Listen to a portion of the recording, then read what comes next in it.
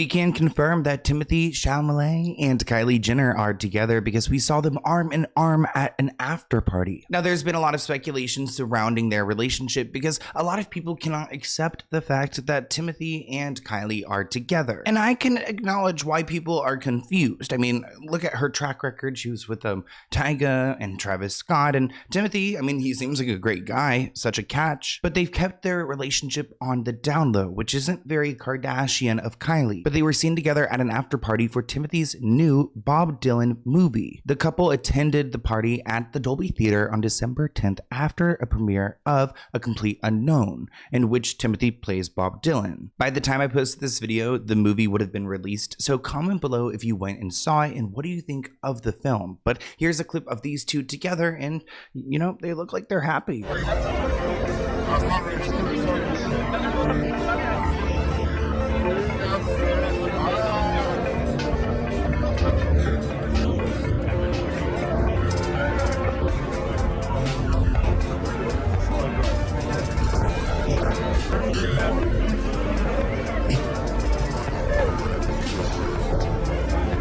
Now, there were some reactions in the comments. This person wrote, "Love to see it. 2 years is crazy to think." Another person wrote, "They make so much sense to me. I don't know." Another person wrote, "The way Kylie and her mom look at him, they're so proud of him." Now, it looks like Kylie and Timothée went light on the PDA while mingling, but they reportedly did kiss at some point in the evening. Okay. Remember, they went public back in September 2023, and honestly, it was nice to see Kris Jenner there. She just seems like, honestly, in everyone's lives at all times. I feel like there's like 3 Kris Jenners who exist, but yeah, no, she's there and they're supporting him.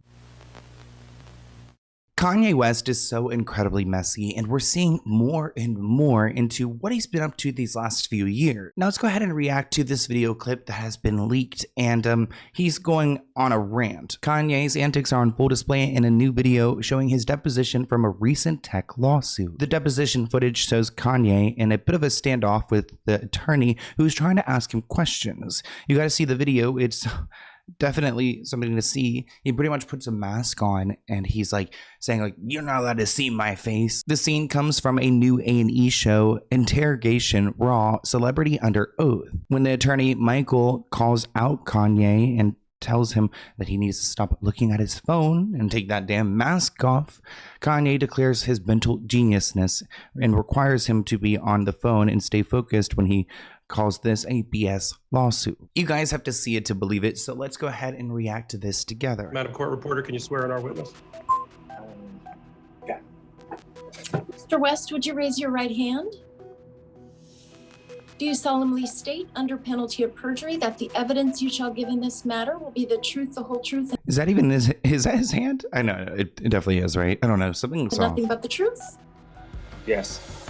This is case number 220, entitled My Channel versus West. My name is Michael Popak. Can you hear me, Mr. West? Yes.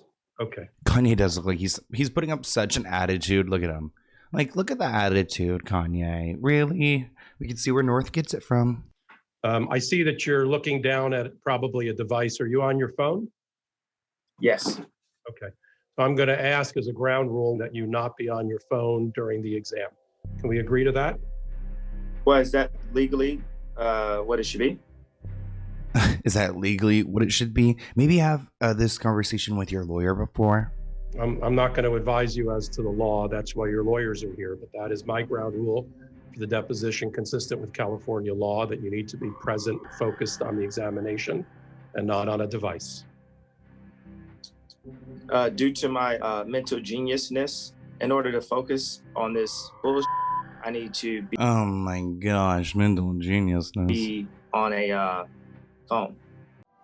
Imagine this, you've been in an accident or someone you love has been seriously hurt. Suddenly you're facing a mountain of medical bills, paperwork, and insurance companies that don't want to pay what you deserve. Now, what if I told you there was a simple solution to this nightmare? Getting compensation when you are entitled to can be tricky, with many personal injury firms giving you the runaround, drowning you in paperwork and settling for less than what you deserve. But it doesn't have to be that way. This is where Morgan & Morgan steps Davidson. As America's largest injury firm, they've modernized the entire process. With over 1,000 attorneys across all 50 states, they have the resources to take on big insurance companies and give you the money you deserve. And trust me, they don't settle for low-ball offers. Just this year, they secured a $26 million settlement in Philadelphia, 40 times more than the highest insurance offer. And there are plenty more stories like that. You could just fill out a simple form in minutes. No appointments, no complicated paperwork. Everything is done from your phone. Plus, it's totally free unless you win. Morgan & Morgan makes the process easy and stress-free. You can head over to forthepeople.com/Sloan. You can also find that link in the description below to get started. Remember, the process is free unless you win. Thank you, Morgan & Morgan, for sponsoring this video, and enjoy. Counsel, do you want to speak to your client before we continue? I think, well, Kanye, in terms of, you can listen to the questions and answer them, right? Okay, I get off the phone. Wait, okay, so this is when he pulls out the mask. This is so weird. It's so theatrical too, like he has it planned. West, why have you donned a mask to start this deposition? Because you don't have the right to see my face. And is it your intention to wear that mask for the entire duration? And I think the judge like is witnessing all of this as well. I think so. So it's just so weird, like you're gonna behave like this when you're in trouble. Of your examination? Perhaps. Kanye obviously had planned a stunt. He had that mask in his pocket. He was just looking for the appropriate moment during the deposition. I wonder if this is like, is this, okay, I feel like Kanye did not know that this would one day go public. I don't know. I don't think he's thinking this in this moment. So I think this is just who he is as a character, like constantly trying to cause chaos and just doing things bizarre like this that makes me question, is he mentally okay? Now, the deposition was part of a 2020 tech lawsuit against Kanye, who was accused of stealing technology to advance his Yeezy brand and launch his Sunday service.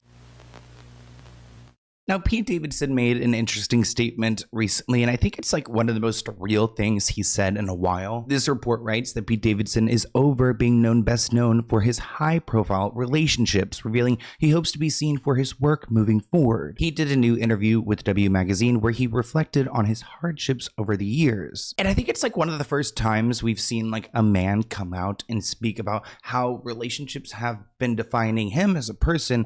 I feel like we talk a lot about relationships all the time and those things, and you kind of accept it when you're in that position. But Pete is feeling the frustration probably because he's dated some of the most like famous celebrities, Ariana Grande, Kim Kardashian. So I mean, he's not as famous as they are, so that's the consequence. I'm just Pete. My dating life is not discreet. I generate tons of publicity. Honestly, I think that's like ruined his position on SNL as well, because a lot of people were so invested in his personal life, it took away from the show. For everything except my comedy. I'm just Pete and I like drugs. I'm mentally Oh my gosh. and I'm on drugs. I mean, at least he's acknowledging it. Still in Super Bowl commercials. Okay. Now, in this interview, Pete says he got hit on the face with the Hollywood shovel, but assured fans that he was in a better place mentally after taking somewhat of a step back. Pete added, "I want to be out there only when it's a movie, stand-up, charity, or a business venture. That's when I want to be seen. I don't want to be this effing loser who just dates people. That's not who I am." Now, he's dated people like Ariana Grande, Kim Kardashian, Kate Beckinsale, Cassie David. Is that Larry David's daughter, I believe, and Madeline Klein. Oh, here's even a longer list. So yeah, I mean, he's got, Emily, supermodel. Wow. Margaret Qualley. Okay. Phoebe. So he's got quite the roster. You can't even hate on him, bro. He needs to be studied. He's Game 6 Clay. He's LeBron in 2018. He's Curry in this season, bro. He's Giannis Game 6. The numbers this man put up is remarkable. To end his interview, he said, "I made the mistake of doing literally everything. Now I'm older and wiser and realizing that less is more. Like Christian Bale. He does one movie every 2 to 3 years, but you go effing see it." Pete said he believes the secret to success is letting people miss you. I think we all know that Tory Lanez and Megan Thee Stallion have some intense beef. I mean, he did shoot her in the foot and it was incredibly messy. I mean, he's currently in jail, so it's not looking good. Well, it looks like Megan Thee Stallion's legal team has reportedly dropped receipts amid her request for a restraining order against Tory Lanez. On Tuesday, December 17th, TMZ published an exclusive report asserting that on the same day, Megan filed a request for a restraining order against Tory. The rapper has reportedly alleged that she's endured several months of abuse from Tory. Quote, even now, while behind bars, Mr. Peterson shows no signs of stopping, which is Tory Lanez, despite being sentenced to 10 years in prison for shooting Megan Thee Stallion. It looks like Tory continues to subject her to repeated trauma and re-victimization. Megan Thee Stallion's team filed for a restraining order against Tory, even though he's still locked up. How can you do that? They filed it because they're saying that he is harassing her from behind bars. Now, I can understand why people question, how could Tory be doing these things to you if he's behind bars? Megan alleged that Tory employed a team of bloggers to spread defamatory statements about her. One blogger reportedly noted in the filing is Elizabeth Cooper. Megan believes that Tory and Elizabeth have developed a conspiracy relationship. The filing asserts that payments were even given to Elizabeth in exchange for her making public defamatory statements against Megan.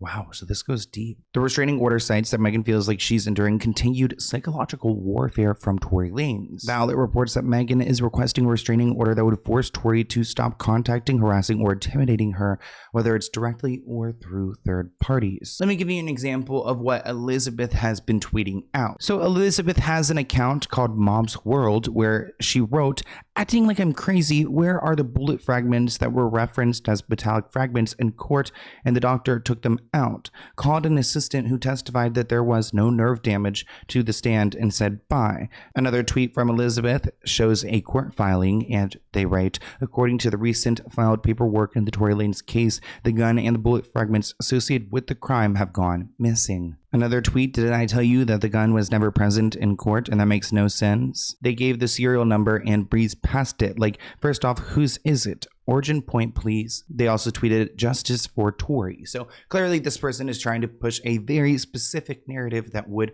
help Tory Lanez's case. He's done a few different things that are basically like kind of like trolling or like poking the bear a little bit, right? You know, that causes people to go in her comments, that causes people to be, you know, just at her. Even there. I do wonder, like, is there a point where it just ends for both of them? I mean, Tory, I mean, I guess he's going to be bitter because 10 years in jail or prison doesn't sound nice. Saying that this can even cause like harm to her as a music artist, because then she gets in a place what she's talked about where she don't want to do music, she don't want to do anything. It causes her that distress, and she's even talked about before at one point even wanting to kind of take her own life. So all of this then piles on. Oh gosh, I mean, I can understand too if you feel like, I mean, imagine once he gets out, is he going to come after you? Can't go around it. Essentially, that's what they're trying to do, because she had that before. She had the restraining order and she had the gag order, but it was from 2020 to like 2023, and that's over now. Now, it doesn't look like Elizabeth was paid much for her online tweeting. It looks like she was only paid about $3,000, but still, I mean, $3,000 is a lot of money, but at the same time, it's not like a ton. I don't know how many other people were paid, maybe more, and maybe it was a bigger campaign, but $3K for some nasty tweets. I mean, seems like maybe he got ripped off. On December 17th, a journalist, Lauren LaRosa, shared a tweet seemingly confirming that the financial records released that showed the proof that Tory was paying Elizabeth were specifically Zelle receipts. Now, Elizabeth did reply to this statement that she's being paid off through Zelle payments, saying that these are just games, these reports are games, and they were making fools out of the public. So trying to shift the blame without really giving us any receipts. Elizabeth tweeted, so Tory Lanez like social media guru, they're so ready to get this out. They're speaking out of turn. I'm not being sued for posting deep fake inappropriate content. The paperwork clearly states I did not create nor post the video. Why would I make this tweet? What?